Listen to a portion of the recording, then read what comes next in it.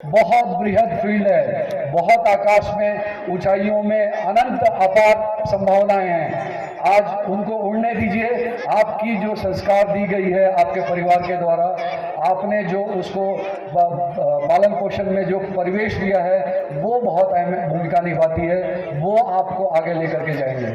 कि देखिए पढ़ाई लिखाई होगी, पढ़ाई लिखाई अच्छा कीजिए, मेहनत कीजिए, लेकिन उसके साथ में जो है स्पोर्ट्स पे भी ध्यान दीजिए, करिकुलर एक्टिविटीज पे भी ध्यान दीजिए। कि आप अपने बच्चे को अच्छा करना चाहते हैं तो पैसा खर्च के साथ साथ उस पर वक्त भी खर्च किया करिए। मैंने कई ऐसे अभिभावकों को देखा है जिनके बच्चों को नंबर तो बहुत अच्छा मिल जाता है, पढ़ाई से हटके अपना जो भी उनके अंदर जो छिपी हुई प्रतिभा है इस कार्यक्रम के माध्यम से उभर के सामने आए और अपने जो भविष्य का और बेहतर भविष्य का निर्माण करें। मैं और आप ही समाज को बनाते हैं, और जब हमारा कैरेक्टर होगा तो समाज का कैरेक्टर होगा, देश का कैरेक्टर होगा। नहीं तो हम अगर चोर होंगे तो समाज भी चोर होगा, देश भी चोर होगा। क्या लोगों की सोच ने तरक्की की है? जवाब है नहीं, नहीं, नहीं। तो चलिए अब आपको दिखाते हैं कि हमारी सोच क्या है।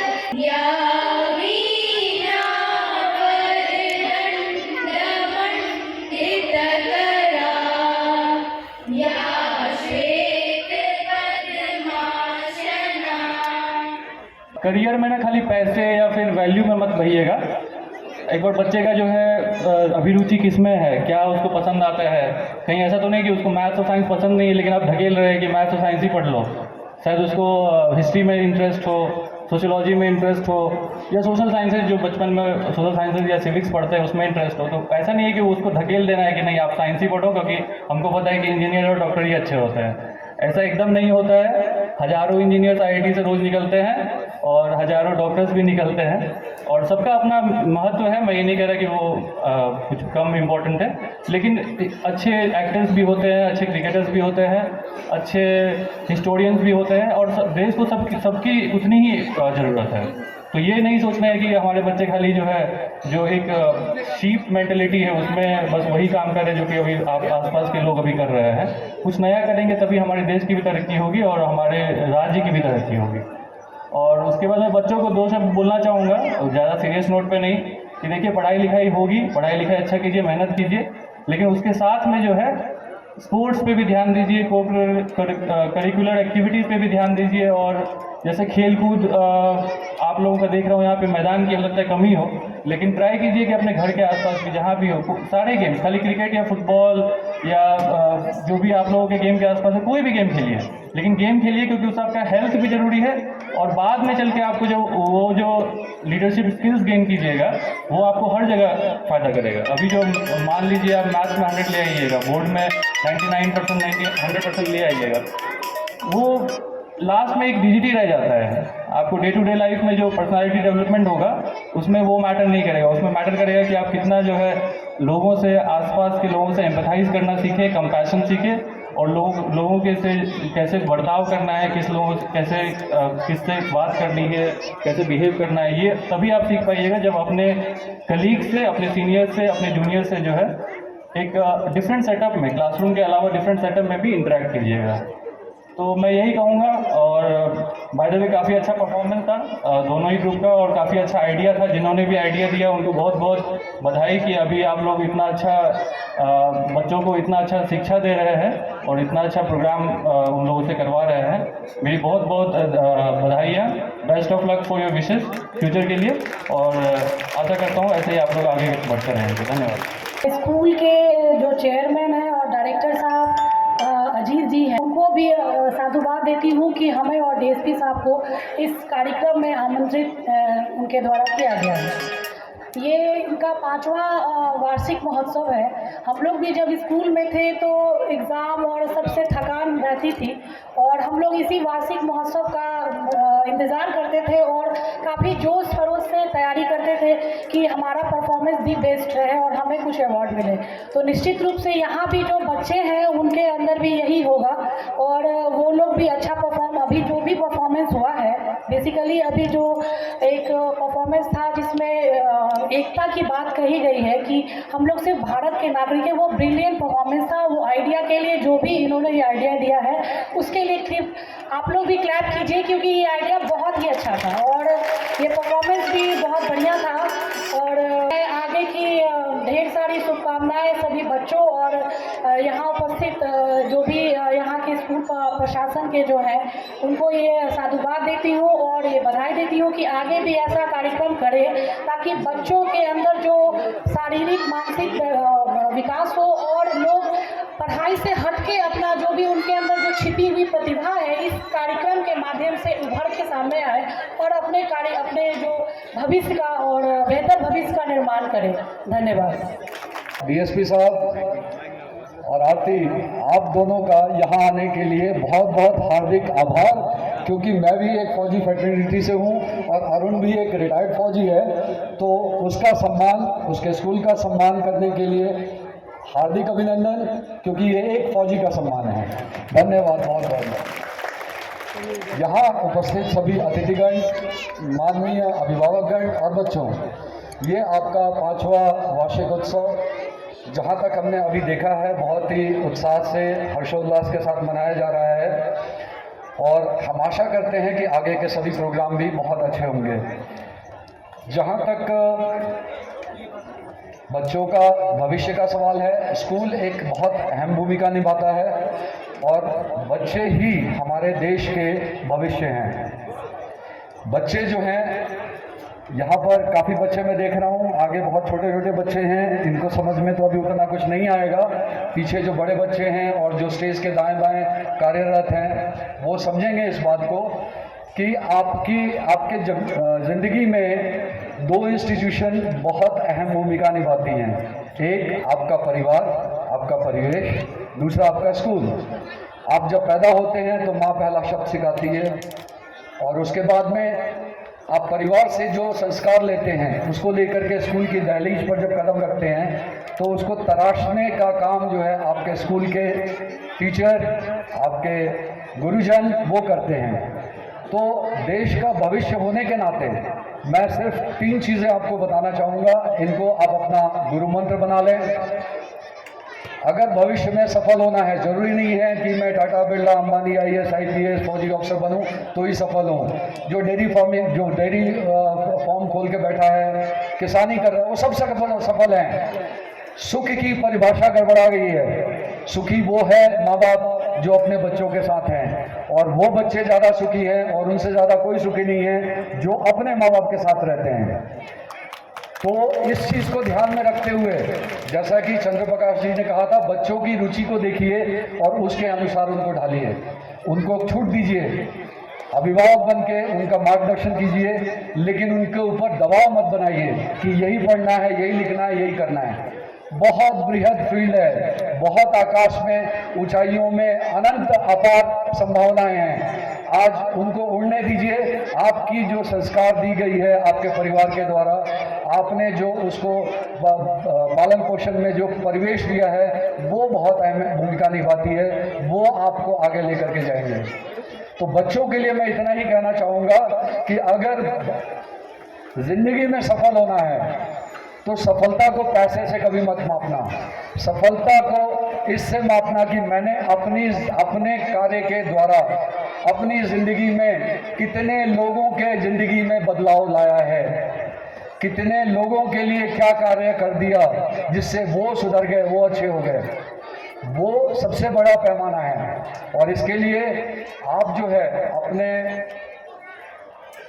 3 गुरु मंत्र, जैसा मैंने शुरू में बोला था कि आप अपने आप को, अपने कैरेक्टर पे ध्यान दीजिए। आपका कैरेक्टर, आपका डिसिप्लिन और आपका डेडिकेशन।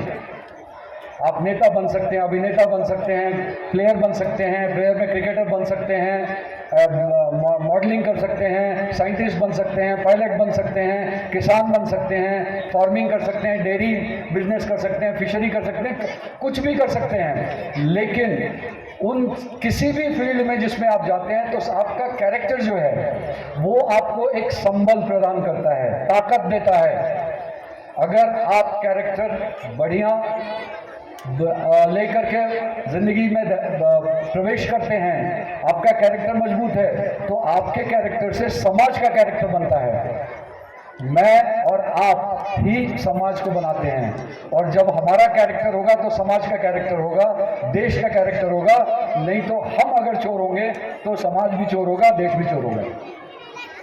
दूसरा चीज़ है डिसिप्लिन। डिसिप्लिन से आप अगर स्वयं डिसिप्लिन होते हैं ज़िंदगी में, तो जब आप समाज में उतरते हैं, जब आप कहीं भी किसी परिवेश में जाते हैं, ढलते हैं या ढालते हैं, तो वहाँ पर आपका डिसिप्लिन एक मिसाल बनता है दूसरों के लिए, समाज के लिए, और उस डिसिप्लिन को कोई आपसे छीन नहीं सकता। तो आप जब डिसिप्लिन होंगे तो आप ना गलत काम करेंगे, और ना करने के साथ साथ ना करने भी देंगे। और इस तरह की जब सोच होगी तो समाज का डिसिप्लिन, देश का डिसिप्लिन अपने आप सुधरेगा। और इसके साथ अंतिम चीज़ जो इसके साथ जुड़ी हुई है वो है डेडिकेशन। डेडिकेशन कभी नहीं छोड़ना। जिस चीज़ की ठान ली है उसमें 100 नहीं 200% लगा दो। आज नहीं तो कल आएगा। देर होगा, कठिनाइयाँ आएंगी, रास्ते उबड़ खाबड़ होंगे, लेकिन रास्ता हमेशा कैरेक्टर के साथ, डिसिप्लिन को फॉलो करते हुए पूरी शिद्दत के साथ लग जाएंगे तो कोई मुश्किल नहीं कि कायनात उतर के आपके कदमों में ना आ जाए। वंदे वंदे वंदे, भारत माता की, भारत माता की, भारत माता की। इस साल हम लोग 5वां एनुअल फंक्शन मना रहे हैं।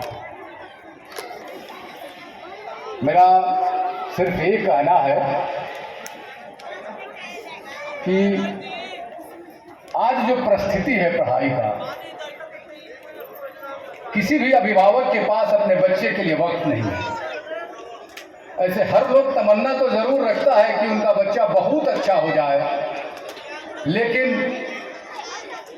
स्कूल खोलने के बाद पता चला कि इच्छा तो बहुत है कि मेरा बच्चा भी बहुत अच्छा हो जाए, लेकिन इरादा नहीं।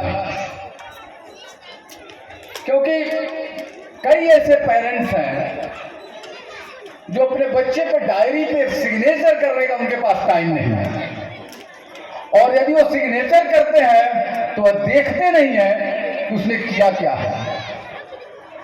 तो अर्थ युग में अर्थ के लिए तो भाग दौड़ बहुत है, लेकिन असली पूंजी के लिए सिर्फ इरादा, तमन्ना है, सोच है कि मेरा बच्चा भी अच्छा हो, लेकिन अच्छा करने के लिए सिर्फ प्रयास क्या है, फी देना। तो मेरा इस कार्यक्रम के माध्यम से इस शहर के तमाम बुद्धिजीवी अभिभावकों से यह गुजारिश है कि आप अपने बच्चे को अच्छा करना चाहते हैं तो पैसा खर्च के साथ साथ उस पर वक्त भी खर्च किया करें। मैंने कई ऐसे अभिभावकों को देखा है जिनके बच्चों को नंबर तो बहुत अच्छा मिल जाता है, क्योंकि अल्टीमेटली यह कहना ही होगा कि प्राइवेट स्कूल एक बिजनेस है, और बिजनेस का एक फंडा है कि आपके बच्चे को अच्छा नंबर दिया जाए, क्योंकि आपके पास नंबर देखने के अलावा कुछ और देखने का टाइम नहीं है। पढ़ाई का मतलब यही है कि हमने जिस चैप्टर को पढ़ा दिया, हमारा बच्चा एक टीचर की तरह नहीं, लेकिन टीचर के जैसे उस चैप्टर को पढ़ा दिया। मैंने अपने सारे टीचर्स का मीटिंग किया, सबने विरोध किया कि ऐसा नहीं हो सकता है, यह संभव नहीं है कि एक बच्चे टीचर की तरह पढ़ा सके। हमने कहा मुझे यही चाहिए, जिसको करना है वही रहेगा, जिससे नहीं होगा उसकी जरूरत नहीं है।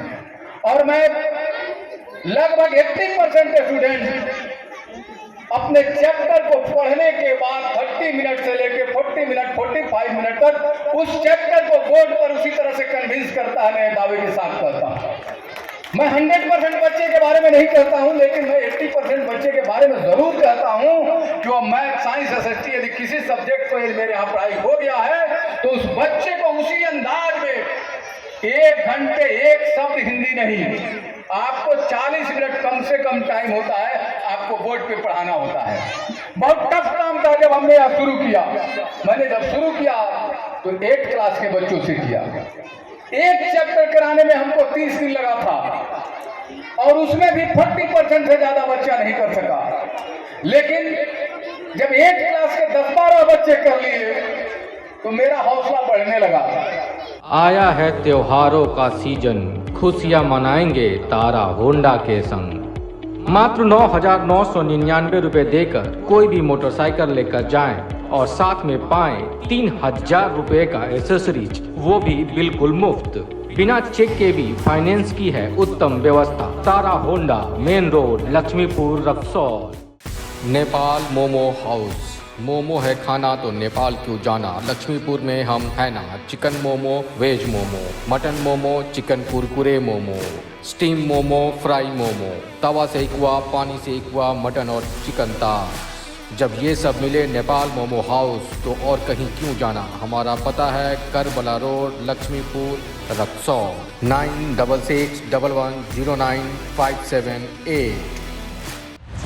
मोतिहारी का मशहूर प्रमोद जी नाटक दुकान।